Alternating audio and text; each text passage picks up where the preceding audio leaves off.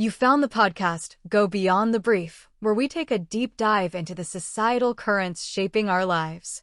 Together, we'll explore the often unseen forces at play. We'll examine the research, dissect the data, and most importantly, if you're seeking to understand what's shaping our society, deep dive by this doing is a the mental place. exercise with me. It's a bit mundane, maybe even boring at first glance, but stick with me because it's the key to everything we're going to talk about today. I want you to imagine you are an auditor. Not exactly the superhero origin story most people dream of, is it? Right. No capes here, just you, a windowless room, the hum of fluorescent lights, and just a massive stack of invoices. We're talking thousands of pages of procurement orders, credit card statements, shipping manifests. The boring stuff. The really boring stuff, and you're just scanning through, getting the rhythm of a business. You see the basics: toilet paper, sparkling water, pool chemicals, Fringer toner. It's just the heartbeat of a large estate. Right. It's the administrative noise that exists in the background of any large organization. Totally normal. Exactly. But then your finger stops on a line item, and then another. And you realize you're looking at a sequence of items on a single ledger that it stops you cold. The anomaly. The thing that doesn't fit the pattern. The anomaly. Item number 1, 3 crates of beef jerky. Okay, fine, whatever. Item number 2, bulk rectal suppositories. Okay. A little weird, but maybe there's a medical reason. Maybe. But then, item number 3, 50 gallons of industrial-grade sulfuric acid. And that's where the story changes completely. It sounds like a riddle or the setup to a very, very dark joke. But unfortunately, it is neither of those things. It's not. And if you see those items separately, maybe, and that's a big maybe, you don't blink. But when you see them ordered together, repeatedly, shipped to the same private island over a period of 10 years, your brain starts trying to make a story out of it. And the story it comes up with isn't chaos. No. It stops looking like chaos and it starts looking like a system, a very deliberate system. Exactly.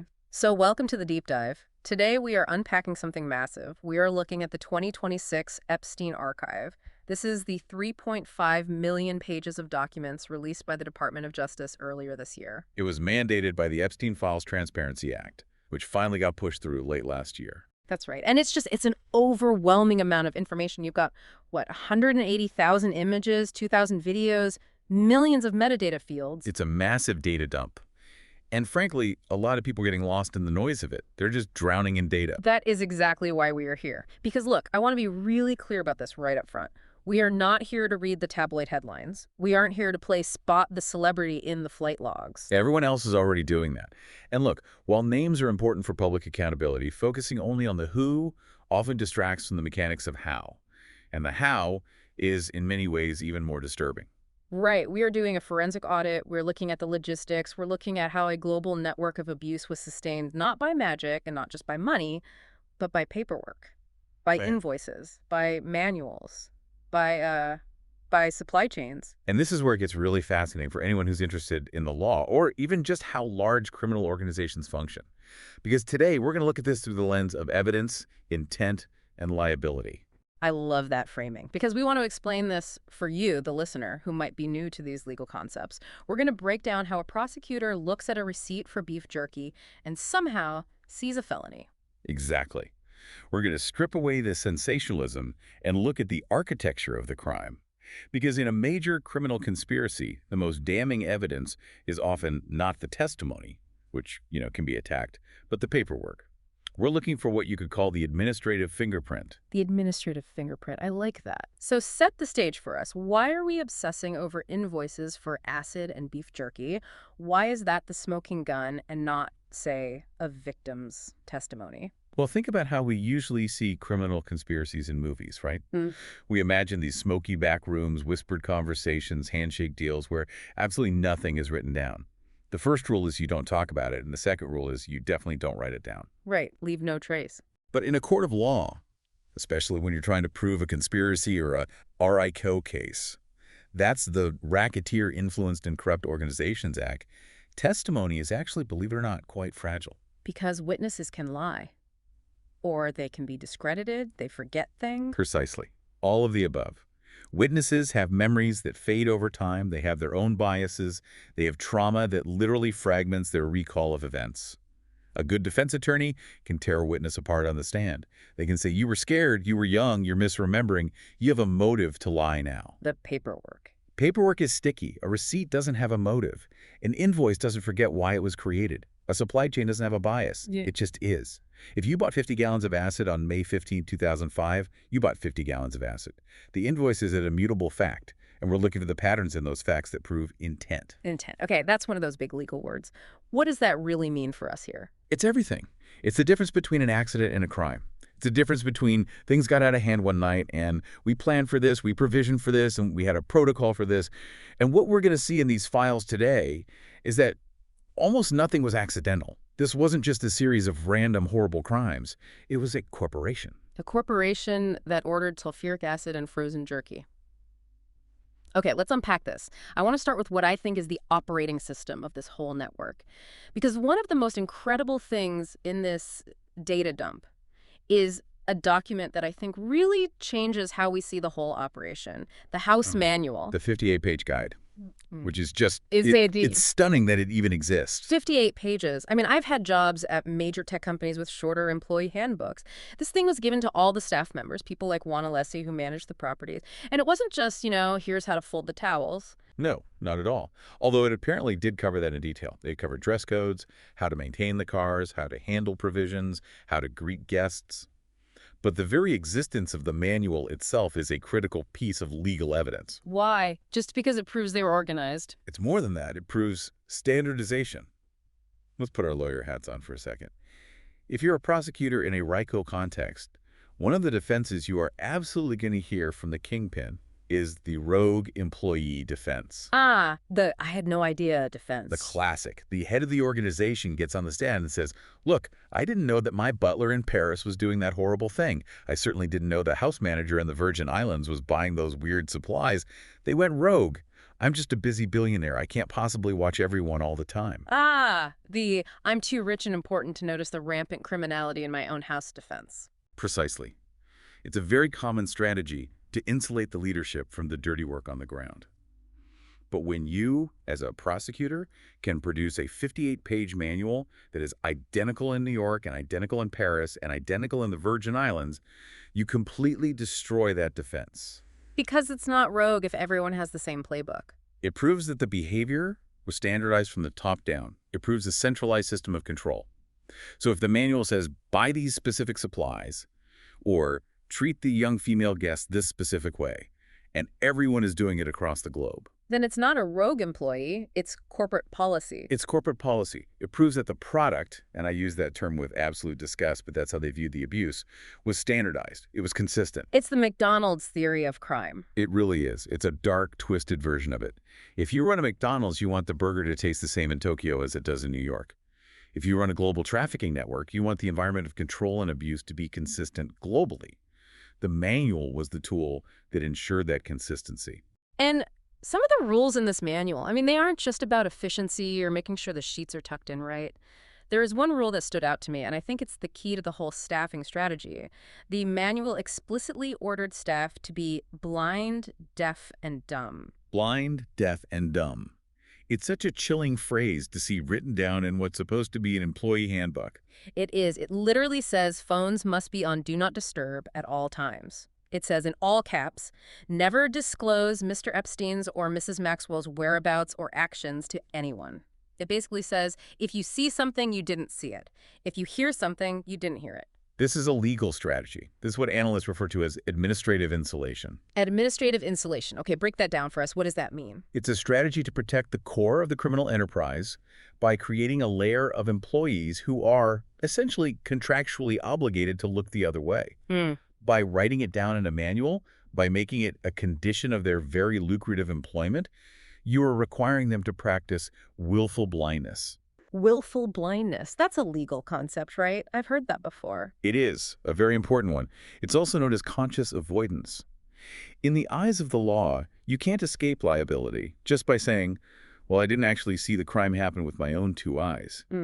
If you deliberately took steps to ensure you wouldn't see it, like, for example, following a manual that tells you to be blind and deaf, the law treats that as if you had actual knowledge. So if I hire you and my first instruction is, hey, stand outside this door, put on these noise-canceling headphones, and do not come in no matter what you hear, and then I commit a crime inside. Yeah, You can't say you didn't know. exactly. And you, the employee, can't say you were ignorant because the instruction itself implies that there is something to hide. It's a giant flashing sign. This manual moves the needle from I was ignorant to I was contractually obligated to ignore criminal activity. So by telling them to be blind, they were actually, in a weird way, implicating them.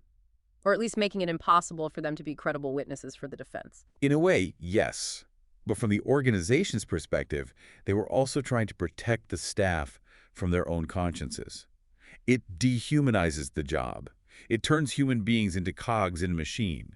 If the manual says don't look, and you don't look, you can tell yourself you're just being a good employee. You're just following the rules of the house. It's the banality of evil all over again. I was just following orders. It was in my job description. That's it, precisely. And legally, this manual serves as what's called a fair warning. It strongly suggests that the organization knew its activities were illicit and therefore needed a structured, documented way to keep the staff from intervening or, calling the police.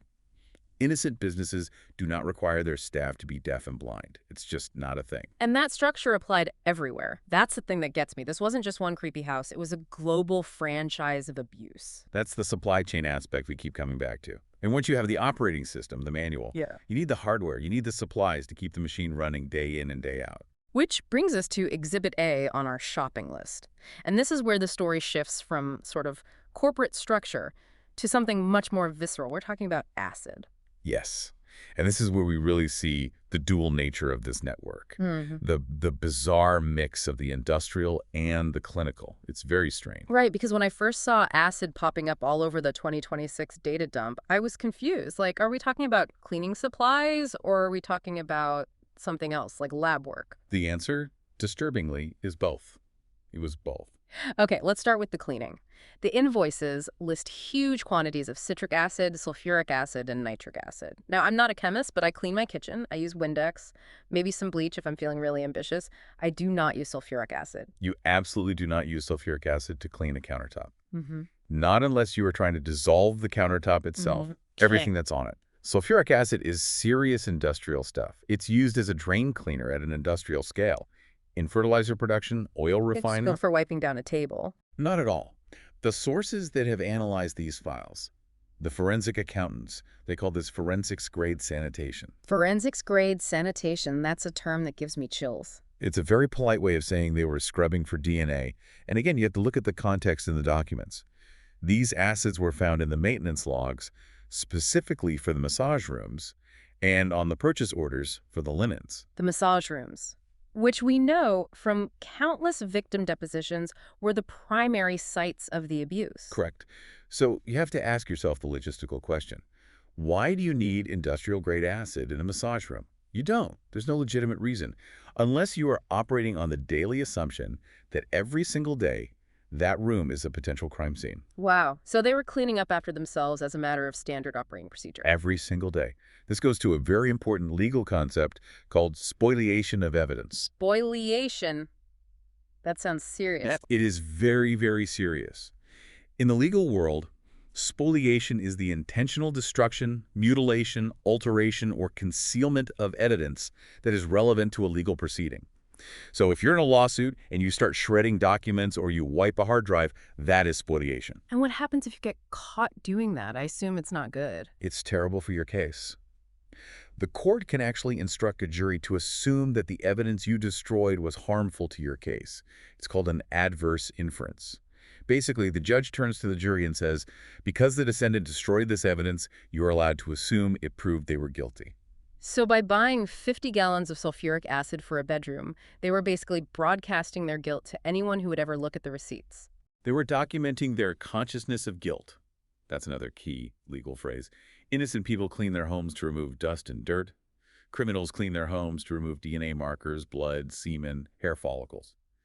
The sheer scale of these purchases, we're talking just industrial waste management levels of acid, proves that they knew they were committing crimes and they were terrified of leaving a biological trace. It's like they were running a permanent hazmat operation inside a luxury mansion. In a way, they were. They were scrubbing the evidence of human interaction right out of the room. But, and here's the twist that really makes this unique to the Epstein case.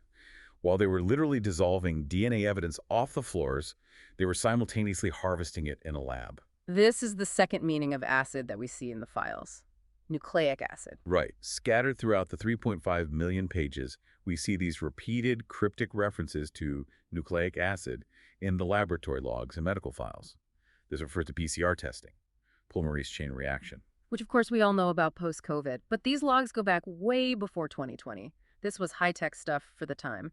Way before. They were running frequent PCR tests on staff and on victims, and the logs show they were specifically testing for things like the Epstein-Barr virus or EBV, among other things. So just to get this straight, on one hand, they are dissolving biological evidence with sulfuric acid to hide the crime, and on the other hand, they are meticulously cataloging biological data with nucleic acid testing. It creates this terrifying paradox, doesn't it? Okay. It shows that the network viewed the people inside it, the young women, the staff, not as human beings with rights and privacy, but as biological assets. Biological data points, that's a horrible way to put it, but it sounds right. Exactly. Assets to be maintained, assets to be screened for purity or disease. It's a very clinical, deeply dehumanizing mindset. You scrub the facility to protect the organization, you scan the inventory to protect the principal. It's chilling. That clinical mindset, it really segues perfectly into the next item on our shopping list. Because if the acid was about maintenance and cleanup, this next one is about preparation. Exhibit B, rectal medication. Yes. And this is, I think, for many people, arguably the most disturbing part of the logistical footprint. It is. And I want to warn you, if you're listening, this gets a little graphic, but it's absolutely crucial to understanding the legal case here. The logs show repeated bulk orders for rectal suppositories, triamcinolone cream, which is a steroid cream, and medical lubricants. And again, context is everything. These weren't found in a dusty medicine cabinet in a bathroom. They were found in the general provisioning logs, right alongside the Windex, the snacks, and the office supplies. They were treated as part of the standard day-to-day inventory. Just another box to check on the shopping list. Yeah. And we know from the survivors, specifically Virginia Jouffre in her testimony, what these were for. Yes. In her depositions, she testified that victims were often told these items were for hygiene or for medical necessity. They were instructed to use them before being sent to see Epstein or other men. Medical necessity. That phrasing really, really sticks out to me because it's a lie.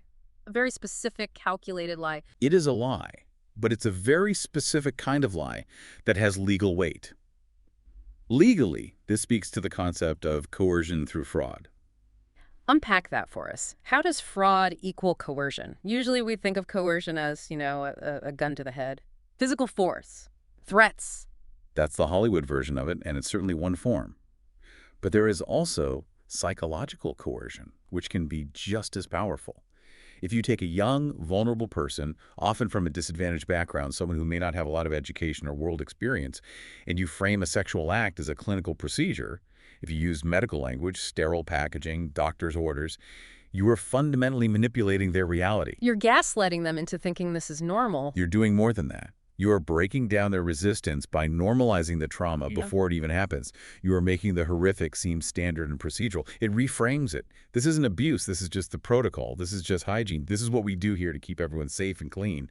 It's a psychological weapon. And it shifts the narrative in a courtroom from random assault to industrialized protocol. Precisely. That is the key distinction. If I attack someone in an alley, that's a crime of passion or opportunity. But if I order medical supplies in bulk, if I schedule the application of those supplies, and if I have a 58-page manual that governs the environment in which it happens, that is a premeditated, systemic criminal enterprise. It proves that the abuse was scheduled. It was prepped for like a surgery. In that premeditation, that system, that's what makes it a RICO case. That's what makes it a conspiracy, not just one bad guy, but a whole organization working in concert. Yes. And it raises another massive legal question that prosecutors are now looking at. The enablers. Right, because you can't just walk into a CVS and buy a crate of prescription-strength steroid creams. Someone has to approve that. No, you can't. Huh. The 2026 archive includes medical files from Epstein's personal physicians. It includes prescriptions. There were licensed doctors and registered pharmacists who signed off on these bulk orders year after year. So are they liable? Can they be charged? That is the million-dollar question for the DOJ right now. This touches on complex areas like accessory liability and what the law calls institutional competence. Institutional competence, what's that? It implies that these professionals, people who took an oath, who are licensed by the state, failed in their fundamental duty. Or, even worse, that they were actively complicit. Think about it. If a doctor prescribes a bulk amount of a specific medication that has no logical medical use for a single older man, but perfectly fits the known pattern of sexual trafficking, at what point does "I didn't ask questions" become "I helped commit a felony"? It goes right back to that concept of willful blindness. They had to know something was wrong. It seems almost impossible that they wouldn't. The crimes described required legitimate professionals in the outside world to suspend their ethics, to not ask the obvious follow-up questions. The supply chain of abuse simply couldn't function without the legitimate supply chain of medicine and pharmaceuticals. It's terrifying to think about how many people have to sign a piece of paper or just nod their head for this to happen. The doctor, the pharmacist, the shipping clerk who packs the box, the house manager who puts it on the shelf. And everyone in that chain assumes someone else checked. Everyone assumes it must be legitimate because the paperwork looks official. It's the perfect diffusion of responsibility that allows these things to happen in plain sight. Which brings us to the weirdest piece of paperwork of all. We've covered the manual, the cleaning, and the prep. Now let's talk about the transport. Exhibit C, jerky. Ah, the jerky. This is where the forensic audit starts to feel like a spy novel. Gets really strange here. Okay, so for this, we're looking at the flight logs for the Boeing 727. Tail number N2QualJE, the plane infamously known as the Lolita Express. A private jet that logged thousands of hours, shuttling powerful people, and we now know, victims all around the globe. To New York, to Paris, to the Caribbean island. And on the provisioning list of this plane, you see a lot of standard stuff. Pizza, steak, beef jerky. Right. Seems pretty normal for a long flight on a private jet. Pilots get hungry, passengers get hungry, you get snacks. Sure, I wouldn't think twice about it. But then you look at the emails and the shipping manifests that were released in 2026, and you see these detailed descriptions of this beef jerky being frozen in bulk and being handled with cold chain logistics. And that right there, that is the trout in the milk. That is the anomaly. You don't freeze jerky. That's the whole point of jerky. It's dried meat. It's designed to be shelf-stable for months. Exactly. You do not treat a bag of Jack Links like it's a Pfizer vaccine. You don't need cold chain logistics for a snack stick. Cold chain is expensive. It involves refrigerated trucks, special temperature monitoring containers, specialized handling at every step. It's a huge, unnecessary expense for a dried meat product. So what's the theory here? Why on earth are they freezing the jerky and shipping it like a human organ? This leads us to what analysts are calling the food code theory. Now, I want to be really careful here. This is not something that has been proven in a court of law yet. But forensic accountants looking at this data are urging prosecutors to look at the circumstantial evidence. Okay, so define circumstantial evidence again for the listeners who are new to this. Sure. Direct evidence is a video of a crime or a signed confession. It directly proves a fact. Circumstantial evidence is a set of facts that, when you put them all together, allows you to infer a fact. There's a famous quote by Henry David Thoreau: "Some circumstantial evidence is very strong, as when you find a trout in the milk." Meaning you didn't see someone put the trout in the milk, but there's no other way it could have gotten there. Exactly. The frozen jerky is the trout in the milk. The challenge for prosecutors is proving that the word jerky actually means something else. How do you prove it's a code? You look at the behavior surrounding the object. The behavior being the expensive and unnecessary cold chain logistics. Correct. It's the context. If I ship a box labeled books to a friend via the post office, that's normal. Right. If I ship a box labeled books to that same friend, but I pay $5,000 for an armored car delivery with constant temperature control, well, you can be pretty sure those aren't books. Right. So the theory is that pizza, steak, and jerky were ciphers. They were codes for moving illicit materials, or maybe even people. Or perhaps biological samples. Remember the nucleic acid testing we talked about? If you are moving sensitive biological samples between labs in, say, New York and the Virgin Islands, you absolutely need cold chain logistics to preserve them. You might label the container frozen food or catering to get it past customs without raising suspicion, or even just to hide the true nature of the cargo from the pilots and flight crew. That makes a lot of sense. If you label a box human biological samples, customs going to open it and ask a lot of questions. If you label it catering frozen steaks, maybe they just wave it through. Exactly. It's a form of plausible deniability for the transport network. And there's that strange connection to a restaurant, right? The Cannibal. Yes. The data release mentions a New York restaurant called Cannibal that specialized in, you guessed it, jerky and steak. And its name appears in financial records in close proximity to some of the flight logs. So it's possible this was a physical location used as a drop point or a meeting place, masked by the completely mundane nature of a food service business. It's what you called a logistical fingerprint. That's the term. It's an anomaly in the data that flags criminal intent. Normal people don't freeze jerky. Normal companies don't ship snacks to laboratories under armed guard. When you see that anomaly, that's the thread you pull. And that one thread unravels the whole sweater. It shows that even the snacks on the plane were part of the lie, part of the system. It shows that the network had its own internal language, its own internal logic, and that entire logic was designed to deceive the outside world. Speaking of the outside world and deception, we have to talk about how we even got this information in the first place. Because the story of the 2026 archive isn't just about what's in the files, it's about the release itself, which was a paradox. This is such a crucial part of the story, because the release of these files was, in its own right, a disaster, a complete mess. Yeah. So let's just recap the timeline for the listeners. The Epstein Files Transparency Act, that's H.R. 4405, it was signed late in 2025. This was supposed to be the big moment of truth. The sunshine moment, as they called it. Let the public see everything. Right, and the deadline for the Department of Justice to release the files was December 19th, 2025. Which they promptly missed. They missed it. The files finally started dropping in January 2026. This tidal wave of 3.5 million pages. It came in 3 big streams of data. One from the U.S. Attorney's Office for the Southern District of New York, SDNY, one from the main FBI files, and one from the aviation records. And when they finally dropped, we saw a massive catastrophic failure in redaction. And redaction is the blacking out of sensitive names and information, for those who don't know. Correct. The whole purpose of these releases is transparency. But there is a profound legal and ethical obligation to protect the victims. You redact the names of the minors. You redact the names of innocent bystanders caught up in this. You redact social security numbers, addresses. It's standard procedure. But that's not what happened here, was it? No.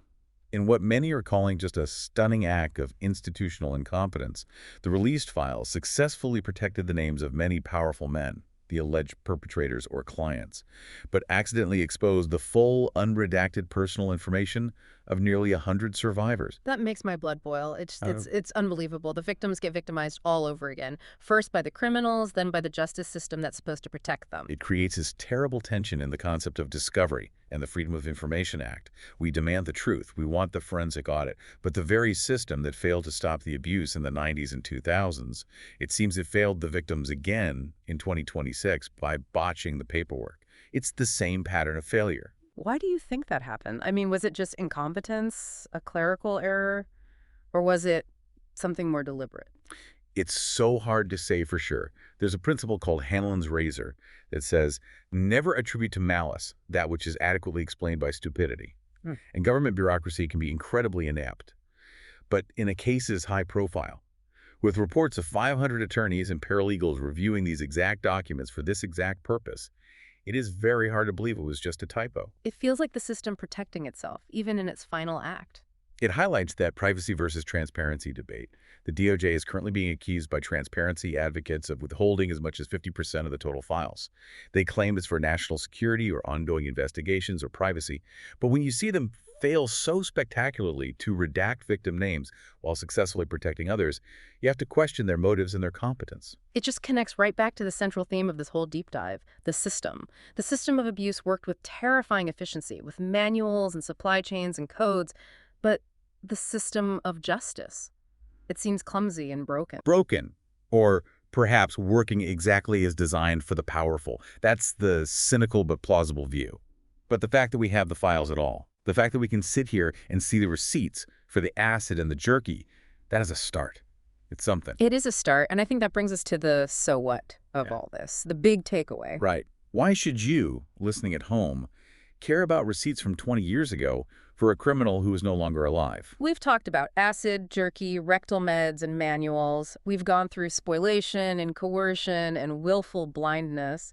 What is the single big takeaway here? The takeaway, I think, is that evil is boring. Boring. That's a bold statement after what we just spent an hour discussing. No, hear me out. We want evil to be dramatic. We want a villain with a scar and a monologue, sitting in a dark room petting a white cat. But what the Epstein network proves is that real industrial-scale evil looks like a logistics company. It looks like a spreadsheet. It relies on what Hannah Arendt called the banality of evil. It relied on people just doing their jobs. Yeah. And not asking questions. Exactly. It relied on the housekeeper following the manual, the pilot flying the scheduled route, the pharmacist filling the script because the paperwork was correct, the accountant paying the invoice for the sulfuric acid because it was coded to housekeeping. So, for the listener, what should they be looking for in the world? How does this apply? I would say, from now on, next time you hear about a clerical error in a big corporation or a logistical anomaly in a government report, pay attention. Don't just brush it off as boring administrative stuff. So if you see a company ordering industrial acid for a residential kitchen, ask why. If you see a supply chain that just doesn't make logical sense, like shipping frozen jerky all over the world, ask why. The fingerprint of major crime is often hiding in the boring details, in the paperwork that most people skip over because it's tedious. That's a really powerful thought. We are all trained to look for the smoking gun, but maybe we should be looking at the receipt for the bullets. Precisely. The paperwork never lies. You just have to know how to read it. Oh, this has been incredibly heavy, but so necessary, I think. Absolutely. It's a forensic audit of the darker side of human nature and also of organizational behavior. Before we go, I want to leave you, the listener, with one final thought, a provocative one to chew on. Go for it. We just spent an hour breaking down how this one specific criminal network used logistics and corporate structure and, most importantly, willful blindness to hide in plain sight. We talked about doctors, pharmacists, delivery drivers, all the little cogs in the machine looking the other way. Yes. The enablers.